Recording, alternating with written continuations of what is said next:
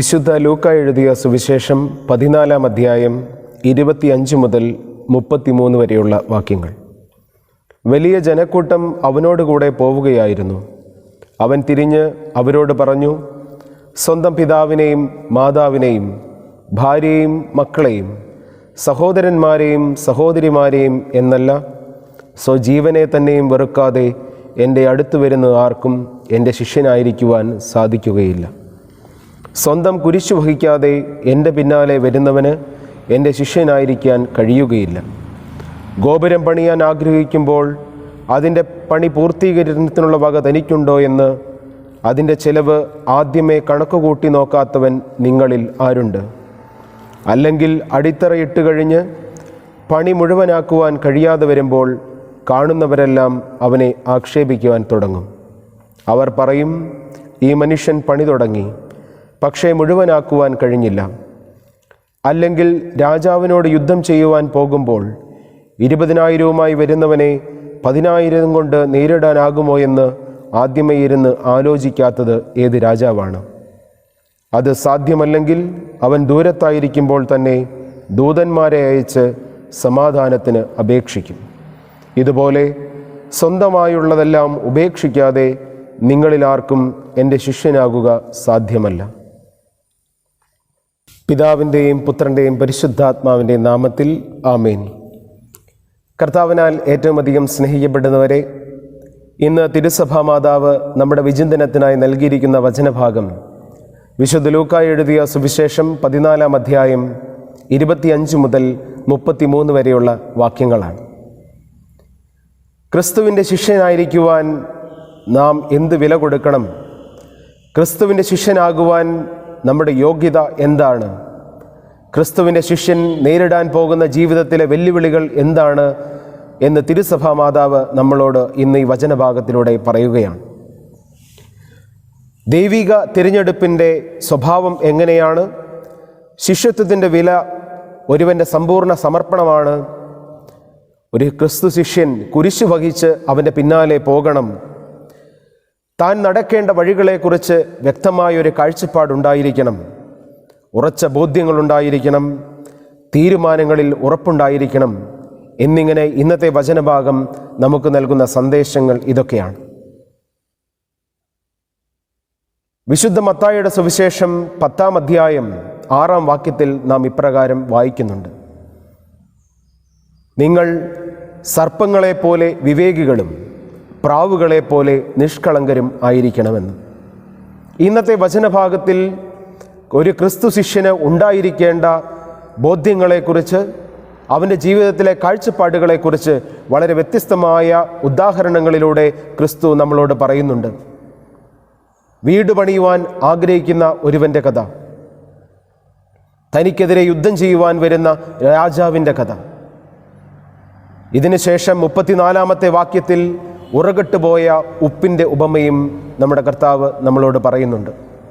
ഒരു ക്രിസ്തു ശിഷ്യന് ഉണ്ടായിരിക്കേണ്ട ഏറ്റവും വലിയ ഗുണമാണ് വിവേകമെന്നത്. തൻ്റെ ജീവിതത്തെക്കുറിച്ച് വ്യക്തമായ കാഴ്ചപ്പാടുകൾ, തൻ്റെ ജീവിതത്തെക്കുറിച്ച് വ്യക്തമായ ബോധ്യങ്ങളുള്ള ഒരുവന് മാത്രമേ ക്രിസ്തു ശിഷ്യനായിരിക്കുക സാധ്യമാവുകയുള്ളൂ.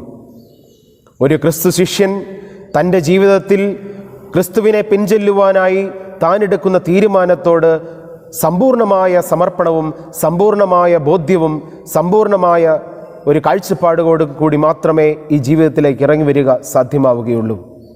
ഈ യാത്ര പൂർത്തീകരിക്കണമെങ്കിൽ അവൻ ജീവിതത്തിൽ ഏറ്റെടുക്കേണ്ട ഒരുപാട് സഹനങ്ങളും എളിമയുടേതായ പാതകളുമുണ്ട്. അതുതന്നെയാണ് ക്രിസ്തു ഇന്ന് നമ്മളോട് പറയുക. ജീവിതത്തെക്കുറിച്ച് വ്യക്തമായ ഒരു കാഴ്ചപ്പാട് ഉണ്ടായിരിക്കണമെന്നത്, താൻ വീട് പണിയാൻ ആഗ്രഹിക്കുമ്പോൾ അത് പൂർത്തിയാക്കുവാനുള്ള കഴിവ് തനിക്കുണ്ടോ എന്ന് ആദ്യമേ ചിന്തിച്ചു നോക്കണം. ക്രിസ്തുവിൻ്റെ പിന്നാലെ കുരിശുമെടുത്തുള്ള ഈ യാത്രയിൽ തനിക്ക് ഏറ്റവും ആവശ്യമായിട്ടുള്ളത് എളിമയുടെ ഒരു പാഠമാണ്. എളിമയുടെ ഒരു മനോഭാവം എനിക്കില്ലെങ്കിൽ ഈ യാത്ര പൂർത്തീകരിക്കുവാൻ എനിക്ക് സാധിക്കുകയില്ല. അതുകൊണ്ടാണ് 20,000 തനിക്കെതിരെ വരുന്നവനെ 10,000 നേരിടുവാൻ തനിക്ക് കഴിയുകയില്ല, അവനുമായി സമാധാന ചർച്ച നടത്തണമെന്ന് ആ രാജാവ് ആഗ്രഹിക്കുന്നത് രാജാവിൻ്റെ എളിമയുടെ വലിയ ഒരു മനോഭാവമുള്ളത് കൊണ്ടാണ്. ഈ രണ്ട് മനോഭാവങ്ങളാണ് ഇന്നത്തെ ഈ സുവിശേഷ ഭാഗം നമ്മളോട് പറയുക. നീ വിവേകമുള്ളവനായിരിക്കണം, നീ എളിമയുള്ളവനായിരിക്കണം. ക്രിസ്തു ശിഷ്യനായിരിക്കുവാൻ ഒരുവൻ ആഗ്രഹിക്കുമ്പോൾ അവൻ തൻ്റേതായ അഹത്തെ, തനിക്ക് സ്വന്തമായുള്ളതിനെ, തൻ്റെ സ്വത്വത്തെ തന്നെ ഉപേക്ഷിക്കണമെന്നാണ് ക്രിസ്തു നമ്മളോട് പറയുക. ഈ ഉപേക്ഷ എന്ന് പറയുന്നത്, തനിക്കുള്ളതെല്ലാം ഉപേക്ഷിക്കുക എന്ന് പറയുന്നത് തൻ്റെ അഹത്തെ ഉപേക്ഷിക്കുക എന്നതാണ്, തൻ്റെ അഹങ്കാരത്തെ ഉപേക്ഷിക്കുക എന്നുള്ളതാണ്. നമുക്ക് എന്തിനോടെങ്കിലും കൂടുതലായി സ്നേഹമുണ്ടെങ്കിൽ അതിനെ ഉപേക്ഷിക്കാതെ ഒരിക്കലും ക്രിസ്തുവിനെ സ്നേഹിക്കുക സാധ്യമല്ല. വേദപുസ്തകത്തിൽ തന്നെ നാം വായിക്കുന്നുണ്ട്, നീ ആരെയാണ് സ്നേഹിക്കുക? ഇന്നത്തെ ബൈബിൾ ഭാഗം നമ്മളോട് പറയുന്നുണ്ട്, പ്രഥമമായും പ്രധാനമായും നീ ആരെയാണ് സ്നേഹിക്കുക? നിന്റെ പ്രയോറിറ്റി എന്താണ്? നമ്മുടെ പ്രയോറിറ്റി ക്രിസ്തുവാണ്. ഒരു ക്രിസ്തു ശിഷ്യൻ്റെ പ്രയോറിറ്റി ക്രിസ്തുവായി മാറുമ്പോഴാണ് അവൻ യഥാർത്ഥ ക്രിസ്തു ശിഷ്യനായി മാറുക. കുരിശെടുത്ത് അവൻ്റെ പിന്നാലെ നടക്കുന്നവൻ്റെ ആദ്യത്തെ പ്രയോറിറ്റി, അവൻ്റെ ഏക പ്രയോറിറ്റി, അവൻ്റെ അവസാനത്തെ പ്രയോറിറ്റിയും ക്രിസ്തുവായിരിക്കണം. അതുകൊണ്ടാണ് പറയുക, ഒരു ക്രിസ്തു ശിഷ്യൻ്റെ മുൻപിൽ ഉണ്ടായിരിക്കേണ്ട വലിയ മാതൃക അത് ക്രിസ്തുവിൻ്റെ ജീവിതം തന്നെയാണ്. ഒരുവൻ്റെ ആദ്യ രൂപവും ആദർശ രൂപവും അവസാന രൂപവും ക്രിസ്തു ആവുമ്പോഴാണ് ഒരുവൻ പൂർണ്ണനായ ക്രിസ്തു ശിഷ്യനായി മാറുക. ഒരു ക്രിസ്തു ശിഷ്യനാകുവാനായിട്ട് വിളിക്കപ്പെടുകയും ആ ജീവിതം തിരഞ്ഞെടുക്കുകയും ചെയ്യുന്ന ഓരോ വ്യക്തിയുടെയും ആദ്യ രൂപം, അവൻ്റെ മുന്നിലെ മാതൃക ക്രിസ്തുവാണ്. ഒരു മറ്റൊരു ക്രിസ്തുവായി മാറുവാനാണ് നമ്മൾ ഓരോരുത്തരും വിളിക്കപ്പെടുക. നമ്മുടെ മുൻപിലെ ആദർശ രൂപവും ക്രിസ്തുവാണ്. നമ്മൾ മറ്റാരെയും നോക്കണ്ട, ക്രിസ്തുവിൻ്റെ ജീവിതമാണ് എൻ്റെ ജീവിതത്തിൻ്റെ മാതൃക. ഞാൻ നടക്കേണ്ട വഴി ക്രിസ്തുവിൻ്റെ വഴിയാണ്. ഞാൻ ജീവിക്കേണ്ടത് ക്രിസ്തുവിന് വേണ്ടിയുള്ള ജീവിതമാണ്. നാം ആയിത്തീരേണ്ടത് മറ്റൊരു ക്രിസ്തുവാണ്. അപ്പോൾ മാത്രമേ ഈ വിളിയുടെ മഹാത്മ്യം, ഈ വിളിയുടെ ലക്ഷ്യത്തിലേക്ക് നമ്മൾ നടന്നു നീങ്ങുകയുള്ളൂ. അതുകൊണ്ട് ക്രിസ്തു ശിഷ്യനാൻ ആഗ്രഹിക്കുന്നവൻ്റെ ആദ്യ രൂപവും ആദർശ രൂപവും അവസാന രൂപവും ക്രിസ്തുവായിരിക്കണം. നമ്മുടെ കുർബാനയിലെ സദറ പ്രാർത്ഥനയിൽ നാം ഇപ്രകാരം പ്രാർത്ഥിക്കുന്നുണ്ട്: ആത്മീയ നയനങ്ങളാൽ നിന്നെ കാണുവാൻ എനിക്ക് കണ്ണുകൾ തരയണമേ. ഞാൻ സ്വയം വിസ്മരിച്ച് നിന്നെ മാത്രം സ്മരിക്കുമാറാകണമേ. എൻ്റെ ആന്തരിക നയനങ്ങൾക്ക് മുൻപിൽ നീ മാത്രം ചിത്രീകരിക്കപ്പെടണമേ. ഇതായിരിക്കണം ഓരോ ക്രിസ്തു ശിഷ്യൻ്റെയും അനുദിന പ്രാർത്ഥന. അവൻ്റെ ഹൃദയത്തിൽ അവൻ ഉരുവിടേണ്ട മന്ത്രവും ഇത് തന്നെയാണ്: എൻ്റെ ആത്മീയ നയനങ്ങൾക്ക് മുൻപിൽ നീ മാത്രം ചിത്രീകരിക്കപ്പെടണമേ. എൻ്റെ നയനങ്ങളാൽ നിന്നെ മാത്രം കാണുവാൻ എനിക്ക് കണ്ണുകൾ തരയണമേ. ഞാൻ സ്വയം വിസ്മരിച്ച് നിന്നെ മാത്രം സ്മരിക്കുമാറാകണമേ. പ്രിയപ്പെട്ടവരെ, നാളെ മുതൽ നമ്മൾ 15 നോമ്പിലേക്ക് പ്രവേശിക്കുകയാണ്.